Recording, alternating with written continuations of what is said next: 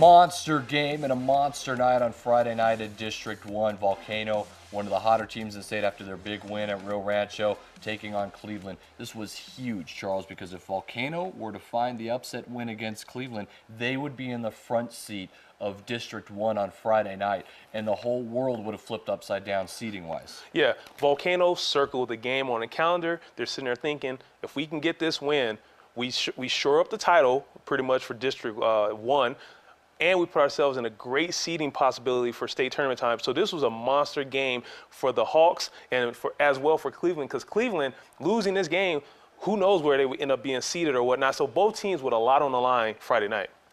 Well, listen, it was a big week. Obviously, we mentioned just now that Valley clinches, and then Sandia was able to clinch the district with their win.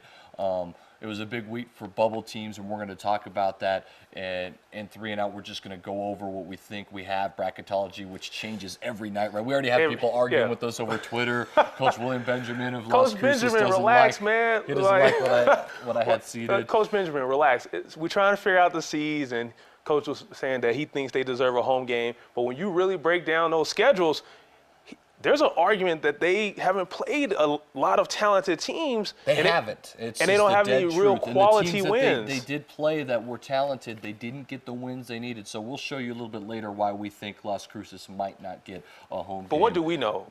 Well, exactly. What do we know? It doesn't really matter. But I am a fan of rewarding district champs, but it's so hard when your resume, their resume is below teams that are going to finish third in their districts. You know, like the Volcanoes, it's West Mesas, even Onyate, I think, has a stronger schedule than Cruces.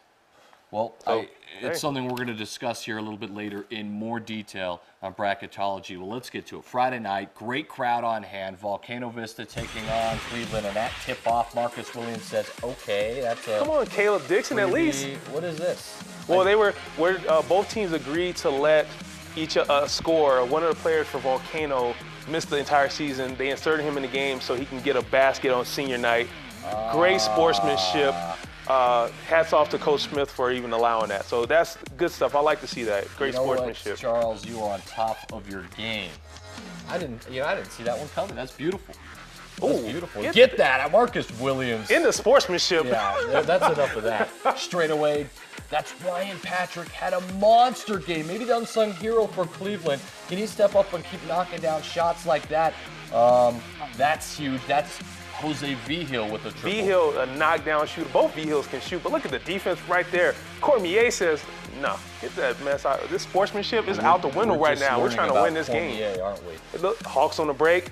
This was weird because the Hawks actually were forcing the pace a little bit when they had the opportunity. Adam. That one is Lorenzo Vigil. So you got Jose Vigil, Lorenzo Vigil, and all the way to the rack, up and in with the left hand. That's good. It's Garcia normally shoots it. He says, not this time. But look, Volcano, it's their pace, Charles. It's their game. 11-7, step back three, and it's good. Ryan Jones starts to feel it a little bit. Hey, you can't play defense any better than that. But to answer, like you said, Ryan Patrick, big game from my man. Monster game. Said, hey, I can shoot too if you leave me open. But Volcano, doing what they do so well. Deliberate offense. They know what they want. Off the glass. Nice layup, young man. Lorenzo Vigil with the bucket. That's James McNeely on the inside to Dixon. A kick back outside. Three on the elbow is good. Volcano says, give me that lead back. 20-19, and then we go to the third quarter. Cormier, and it's Volcano Vista. They're rolling. It's 30-28. This is their kind of game, right? They're keeping the score low, but Ryan Jones says, you know what? I'm going to the bank to make a deposit.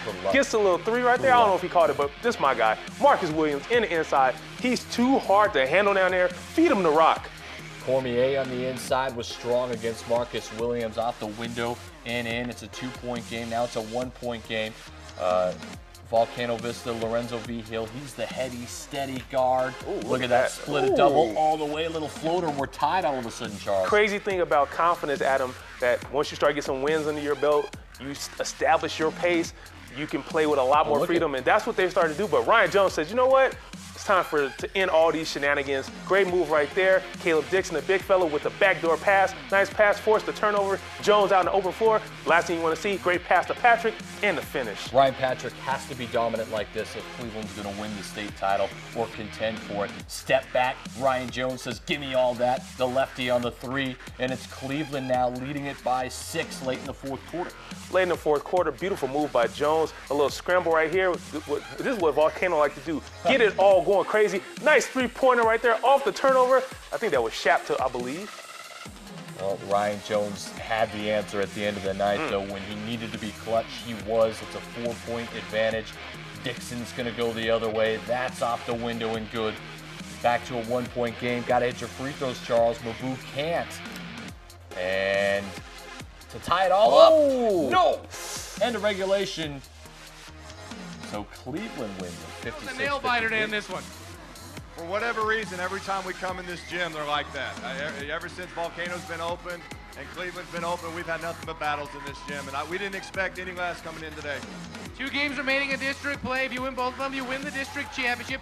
Looking forward, what does your team need to do to be successful in the district? And we're inching closer and closer to the state playoffs. What do you have to do to be successful in the playoffs? Well, I'll tell you what, based on tonight's game, we got to take better care of the ball. We had too many turnovers, too many silly mistakes, and very uncharacteristic of our guys to do that. But, we just got to take it one game at a time. We got Siebel on Tuesday, so we got to use the next couple of days to get ready for them and just take care of our own business. So, we're proud of the guys' effort. What a nail biter.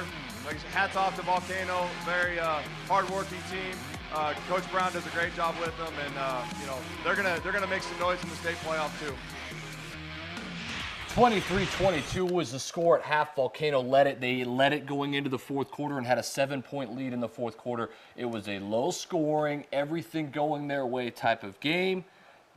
Cleveland with Ryan Jones and Ryan Patrick able to figure it out at the end of the game. A lot of big-time threes. That's a game that Cleveland in the past loses to Volcano Vista. Shows some growth in this team. Yeah, it's showing some growth, but I think it also shows how deep this team is. When we've gone through the entire season and we only mentioned Ryan Patrick one time, which is when we were doing team previews, and he shows up, knocks down 16 points, a much-needed 16 points, because Volcano Vista is the type of team that they'll take your lead, whatever your strength is as far as scoring, they'll take it away from you. So you have to find offense from other options, and they found a way with Ryan Patrick. Kudos to the kid for knocking down shots. Ryan Jones needed to come up big in the fourth quarter. He's disappeared a couple of these monster games. He doesn't this one. You love the sportsmanship at the beginning, right? I didn't see that one. I didn't hear about that Good actually stuff. until we just watched the highlights, but that's great. But what a district rivalry this has turned into. Now Volcano cannot win the district. They've got a game against Santa Fe, which is interesting for Santa Fe, right? Because somehow they're still hanging around. They're We have no hanging idea around. how. They're hanging around. So that's all you want to do is hang around. Hey, we've got a lot to go over. Lobos in Nevada and then bracketology when you return right here on uSports Central.